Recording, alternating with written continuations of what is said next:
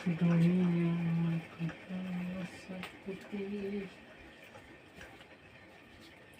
दोस्तों, आप लोग का स्वागत है हमारे चैनल आर के टॉपिक स्टडी में। और आज मैं आप लोग को पढ़ाने वाला हूँ मैथ में सबसे बेसिक कॉन्सेप्ट लेकर आ गया हूँ, ट्रिगोमेट्री, है ना।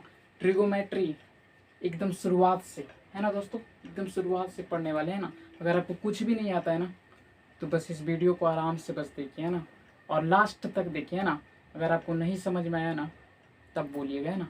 बहुत ही आसानी से मैं आपको समझाने वाला हूँ, बहुत ही आसानी से। ऐसा तरीका आपको कोई भी नहीं बताया होगा, है ना। बस इस वीडियो को अंत तक देखिएगा। चलते हैं दोस्तों, स्टार्ट करता हूँ, है ना, कि ट्रिगोमेट्री है क्या, है ना। ट्रिगोमेट्री का मतलब होता है त्रिकोणमिति। त्रिकोणमिति का मतलब क्या होता है सर? ट्रिगोमेट्री, है ना। त्रिकोणमिति का आता है गणित की वह शाखा जिसके अंतर्गत त्रिभुज के कोण और भुजाओं का अध्ययन किया जाता है ना। त्रिकोणमिति कहता है गणित की वह शाखा है जिसके अंतर्गत त्रिभुज के कोण और भुजाओं का अध्ययन किया जाता है ना, उसे हम ट्रिगोमेट्री कहते हैं दोस्तों, है ना। क्या कहते हैं? ट्रिगोमेट्री। मतलब ऐसे भी कह सकते हैं ना कि त्रिकोणमिति गणित की वह शाखा है जिसके अंतर्गत त्रिभुज के कोण और भुजाओं का मेजर किया जाता है, अध्ययन किया जाता है ना, उसी को क्या बोलते हैं? त्रिकोणमिति। मैंने यहाँ पे परिभाषा भी लिख दिया है ना आपके लिए, बहुत ही स्पेशल है आपके लिए, है ना। यहाँ से आप छाप सकते हैं ना कि त्रिकोणमिति गणित की वह शाखा है जिसके अंतर्गत त्रिभुज के कोण और भुजाओं का अध्ययन किया जाता है, उसे हम क्या बोलते हैं सर? त्रिकोणमिति कहते हैं ना। ये चीज आपको समझ में आ गया होगा आसानी से ना। अब आगे बढ़ता हूँ ना। त्रिकोणमिति कहता है त्रिकोणमिति एक ग्रीक शब्द से बना है ना। कौन से शब्द से सर? ग्रीक शब्द से बना है ना। ग्रीक शब्दों से बना है ना। कौन से शब्द से? ग्रीक शब्द से, है ना। जैसे ट्रिगोमेट्री एक ग्रीक शब्द से मिलकर बना है, जिससे ट्राइगोनिया मेट्रो। ट्राई का मतलब होता है तीन, गोनिया का मतलब होता है कोण। अब मेट्रो का मतलब क्या होता है दोस्तों? माप होता है। मेट्रो का मतलब माप होता है ना। बहुत ही आसानी से आपको समझ में आएगा, बस इस वीडियो में बने रहिए। ट्राइगोनिया मेट्रो इसी तीन शब्दों से मिलकर बना है त्रिकोणमिति। ट्राई का मतलब तीन होता है, गोनिया का मतलब कोण होता है, मेट्रो का मतलब माप होता है ना। बहुत ही आसानी से आपको समझ में आएगा ना। और इसमें से कुछ बातें आपको लिखा गया है ना। त्रिकोणमिति का अर्थ है तीन कोणों का माप। मतलब कह सकते हैं त्रिकोणमिति का क्या अर्थ है सर? तीन कोणों का माप है ना। उसके बाद बोला है दूसरा बात, त्रिकोणमिति का जनक हिप्पाकस को कहा जाता है। त्रिकोणमिति का जनक कौन है सर? हिप्पाकस, या पिता बोले तो हिप्पाकस को बोलना है ना। सन इसने 140 ईस्वी पूर्व में त्रिकोणमिति के बारे में सबसे पहले इसने ही बताया था, है ना। इसीलिए इसे पिता और जनक भी कहा जाता है ना। त्रिकोणमिति के जनक कौन है सर? हिप्पाकस को बोलेंगे हम लोग। आगे पढ़ेंगे क्या? तीसरा टाइप क्या है? कहता है क्या? त्रिकोणमिति में मुख्यतः समकोण त्रिभुज का अध्ययन किया जाता है ना दोस्तों। समकोण त्रिभुज का अध्ययन किया जाता है त्रिकोणमिति में, है ना। त्रिकोणमिति में मुख्यतः समकोण त्रिभुज का ही अध्ययन किया जाता है। मतलब पूरा त्रिकोणमिति जो है समकोण त्रिभुज पे ही आधारित है ना। बस इसी चीज पे खेल है सर, है ना। ये समकोण त्रिभुज है क्या, है ना, इसके बारे में भी मैं बताने वाला हूँ बहुत ही डिटेल से, एकदम आसानी से। इस वीडियो को बस अंत तक देखिएगा दोस्तों, है ना। तो उम्मीद है दोस्तों ये सारा चीज आपको समझ में आ गया होगा, है ना। एक बार फिर से मैं रिवाइज मार देता हूँ ना कि त्रिकोणमिति गणित की वह शाखा है जिसके अंतर्गत त्रिभुज के कोण और भुजा का अध्ययन किया जाता है। त्रिकोणमिति एक ग्रीक शब्द से मिलकर बना हुआ है जिसको ट्राइगोनिया मेट्रो कहते हैं ना। ट्राई का मतलब तीन होता है, गोनिया का मतलब कोण होता है, मेट्रो का मतलब माप होता है। त्रिकोणमिति का तीन कोणों का माप होता है। त्रिकोणमिति के जनक हिप्पाकस को कहा जाता है, जो सन 140 में बताया था ना। और त्रिकोणमिति मुख्यतः समकोण त्रिभुज का अध्ययन किया जाता है ना। अब समकोण त्रिभुज क्या है उसके बारे में मैं बहुत ही डिटेल से बताने वाला हूँ, तो जल्दी से इस चीज़ को छाप लीजिए, है ना। उसके बाद मैं आगे चलने वाला हूँ। जल्दी छाप लीजिए दोस्तों, बहुत ही आसानी से समझ में आएगा। चलिए दोस्तों मिटाता हूँ, है ना। बहुत ही आसानी से आपको समझाने वाला हूँ मैं। बस इस वीडियो में बने रहिएगा आप, बस आप देख लीजिएगा टाइम। बस ये पहला क्लास है ट्रिगोमेट्री का, मत जीरो से मैंने स्टार्ट किया, मैं जीरो से। आपको कुछ भी समझ में नहीं आता ना दोस्तों तो इस वीडियो को बस देखते जाइएगा, आपको त्रिकोणमिति बहुत ही आसानी से समझ में आने वाला है ना। कहता है त्रिकोणमिति में मुख्यतः समकोण त्रिभुज का अध्ययन किया जाता है। समकोण त्रिभुज, ये समकोण त्रिभुज क्या है सर? समकोण त्रिभुज, राइट एंगल इसे भी कहते हैं ना। इस समकोण त्रिभुज का मतलब होता है सर कि जिसका एक कोण क्या है, जिसका एक कोण 90 डिग्री है उसे क्या कहते हैं सर? जिसका एक कोण 90 डिग्री है उसे क्या कहते हैं? समकोण। समकोण कहते हैं, समकोण त्रिभुज कहता है। समकोण त्रिभुज जिसका एक कोण क्या हो सर? 90 डिग्री हो, उसे क्या बोलते हैं सर? समकोण। बहुत ही आसानी से आपको समझ में आया होगा, है ना। और 90 डिग्री के सामने वाले ही भुजा को क्या बोलते हैं सर? हम लोग कर्ण बोलते हैं, जिसे हाइपोटेनस से सूचित किया जाता है। और एक बात और दोस्तों याद रखना है ना, एक बात और याद रखना है कि ये थीटा अगर यहाँ मानेंगे ना तो इसके सामने वाला लंब कहलाएगा। इसके सामने वाला क्या कहलाएगा दोस्तों? लंब कहलाएगा ना। थीटा के सामने वाला लंब, अगर थीटा वहाँ जाएगा तो इसके सामने वाला लंब ये हो जाएगा, है ना। बहुत ही आसानी से आपको समझ में आएगा ना। अगर थीटा हम यहाँ दे देंगे छोटू तो क्या हो जाएगा? ये लंब हो जाएगा ना। ये बात आपको एकदम याद रखना है एकदम, है ना। जिधर थीटा रहेगा उधर लंब रहेगा, और बाकी जो लंब हो जाएगा, जो बचेगा वो क्या हो जाएगा सर? तो बोलोगे सर जो बचेगा वो क्या हो जाएगा? आधार हो जाएगा, है ना। अगर हमने थीटा यहाँ माना है तो ये वाला लंब होगा, ये आधार हो जाएगा। और एक बात याद रखना है ना, अब यहाँ पे लंब, आधार और कर्ण की बात आपको समझ में आ गई होगी ना। इसमें भी समकोण त्रिभुज में आपको ये चीज समझ में आ गया ना कि ये लंब को P से सूचित करते हैं ना, और इसको B से, है ना। लंब को परपेंडिकुलर भी कहते हैं और आधार को बेस भी कहते हैं ना, और कर्ण को हाइपोटेनस से सूचित करते हैं, जिसे हम H कहते हैं ना। इसी में से समकोण त्रिभुज के बारे में सबसे पहले पाइथागोरस चर्चा ने बताया था ना। पाइथागोरस चर्चा ने क्या बताया था दोस्तों? पाइथागोरस चर्चा ने क्या बताया था? इसको मिटाता हूँ थोड़ा सा, अच्छा तो रहने देते हूँ। पाइथागोरस चर्चा ने क्या बताया था यहीं पर लिख देता हूँ थोड़ा सा ना। समकोण त्रिभुज का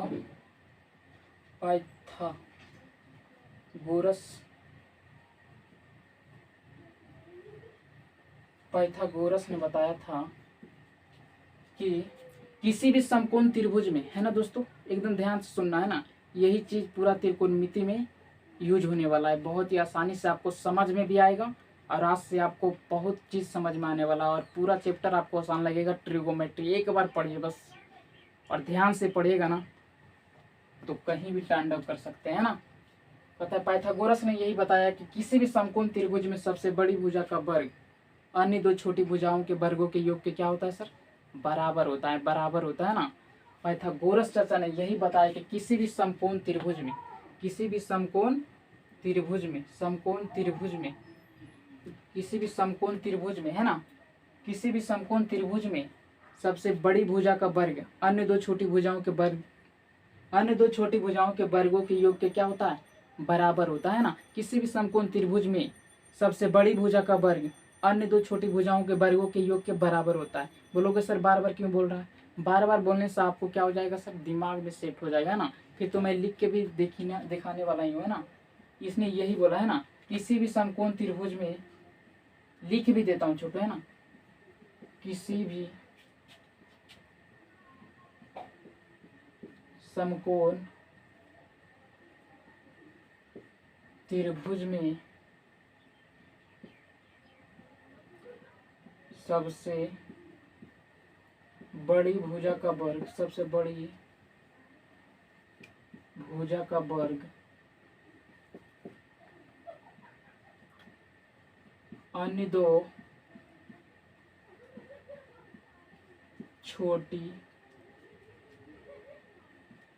भुजा के वर्गों के योग के बराबर होता है। क्या सर होता है? योग के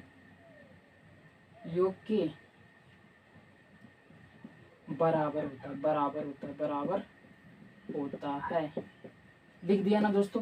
कहेंगे कि किसी भी समकोण त्रिभुज में सबसे बड़ी भुजा का वर्ग अन्य दो छोटी भुजाओं के वर्गों के योग के बराबर होगा, है ना। जैसे सबसे बड़ा भुजा कौन है सर? तो बोलोगे सर सबसे बड़ा भुजा कौन हो जाएगा? ये कर्ण हो जाएगा। क्या हो जाएगा? कर्ण हो जाएगा। उसके बाद अन्य दो छोटी भुजा छोटा कहलाएगा ना, जिससे लंब और आधार ये छोटा हो गया ना। सबसे बड़ी भुजा इसमें कर्ण कहलाता है, क्योंकि सबसे बड़ा इसका रेखा जो क्या है? कर्ण का, है ना। और एक बात याद रखना दोस्तों, है ना, एक बात और ध्यान से देखना, है ना। पता है किसी भी समकोण त्रिभुज में, जिस समकोण त्रिभुज किसको बोलते हैं सर? जिसका एक कोण 90 डिग्री हो, जिसका एक कोण 90 हो उसे हम समकोण कहते हैं ना। और हमेशा समकोण त्रिभुज में ये दोनों कोण 90 से छोटा होगा, है ना। अगर ये 30 डिग्री होगा तो ये कितना हो जाएगा सर, 60 डिग्री हो जाएगा। मतलब हमेशा 90 से छोटा होगा दोनों, है ना।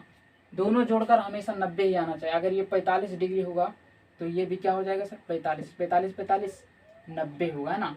तब किसी भी समकोण त्रिभुज में सभी कोणों का मेज करने पर कितना डिग्री का कोण बना देगा, 180 डिग्री, है ना। किसी भी समकोण त्रिभुज में पूरा कोणों का माप कितना होता है सर, तो बोलोगे सर 180 डिग्री, है ना। इसमें कहने वाली बात क्या है, जिसमें एक कोण ये 90 है, ये है, दूसरा अगर 30 ये होगा तो 60 ये होगा, 30 60 90 होगा, और 90 90 180 हम लोग जानते हैं, है ना।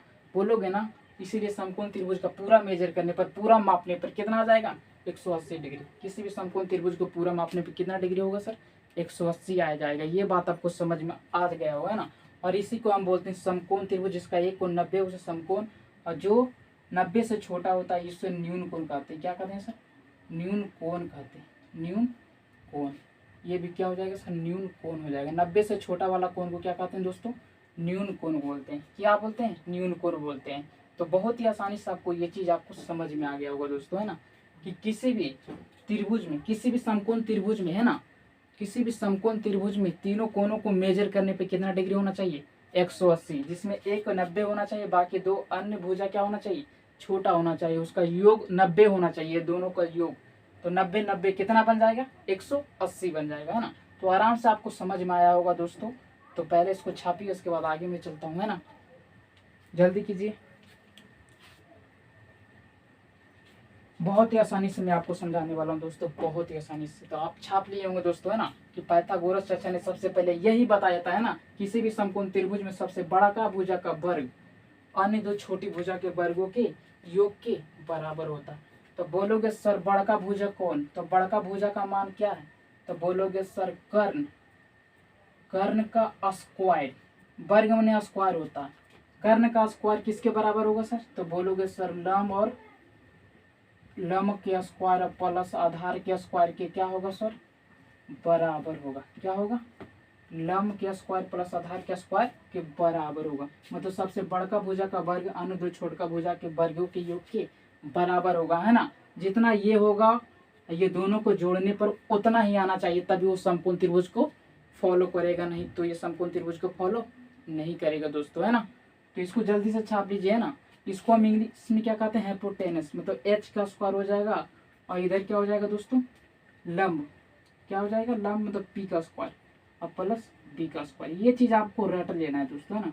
इसका ही यूज पूरा ट्रिगोमेट्री में होने वाला है आपको, है ना, पूरा ट्रिगोमेट्री में इसका ही यूज होने वाला है। याद रखना है इसको दोस्तों, है ना। ये फार्मूला आपको याद रखना है कि एच स्क्वायर बराबर P square plus B square होता है। तो जल्दी से आप लोग छापिए, है ना। मिटाता हूँ ऊपर से, मैंने इस समकोण त्रिभुज के बारे में मैंने पढ़ा दिया हूँ, है ना। बहुत ही आसानी से आपको समझ में आया होगा दोस्तों। छाप लीजिएगा, है ना। ये छोटा छोटा चीज़ से ही आपको बड़ा बड़ा मैथ बनेगा, बिल्कुल, है ना। ये छोटा छोटा चीज़ से ही आपका बहुत बड़ा बड़ा मैथ का सॉल्व होने वाला है।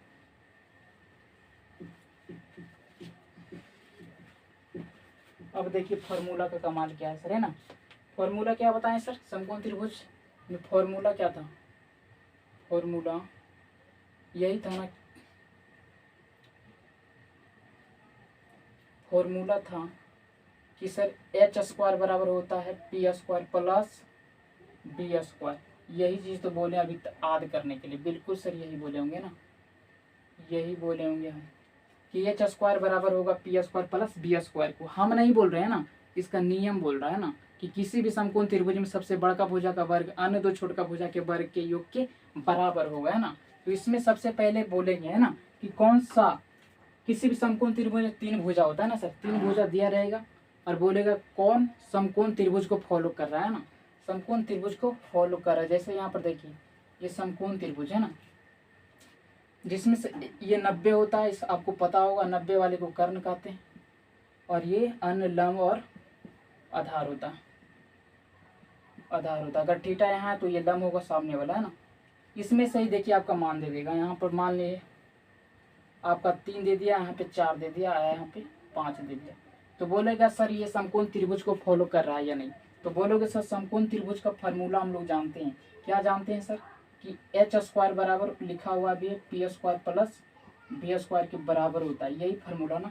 एच का मान जब किस में क्या है, एच का मान क्या है सर, एच का मान बोलोगे सर 5 है, 5 तो 5 का स्क्वायर प्लस पी का स्क्वायर क्या होगा, पी का मान कितना है 3, 3 का स्क्वायर प्लस बी का मान 4 थे 4 का स्क्वायर, 5 का स्क्वायर 25 अब बराबर 3 का स्क्वायर 9 प्लस 4 का स्क्वायर 16। इधर 25 आ जाएगा दोस्तों, इधर 9 16 कितना हो जाएगा 25।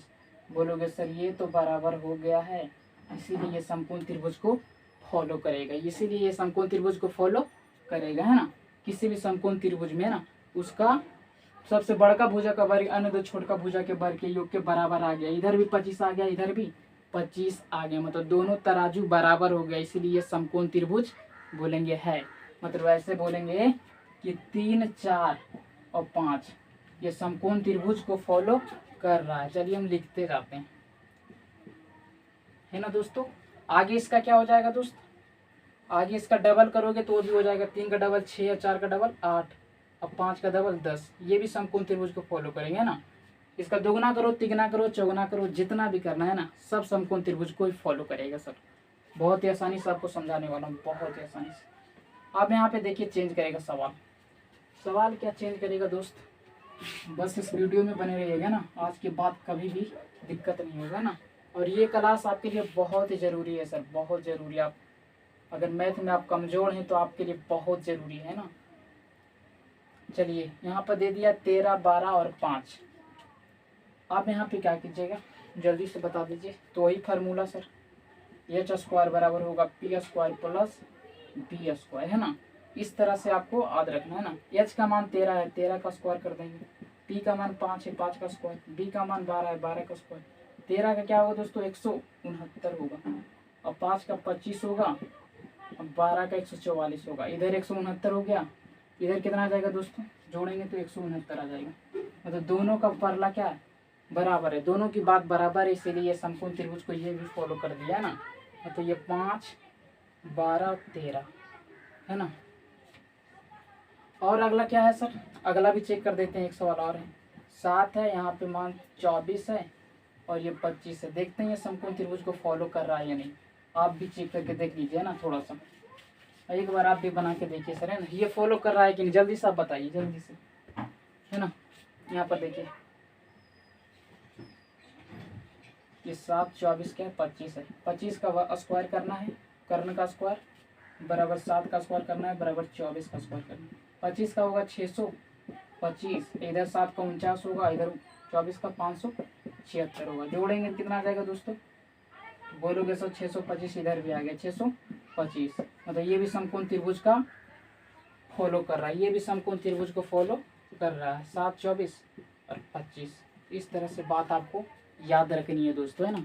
इसी तरह के सवाल को आप याद रखना है तो सारा चीज़ आपका बन जाएगा, बहुत ही आसानी से बना भी दोगे, है ना।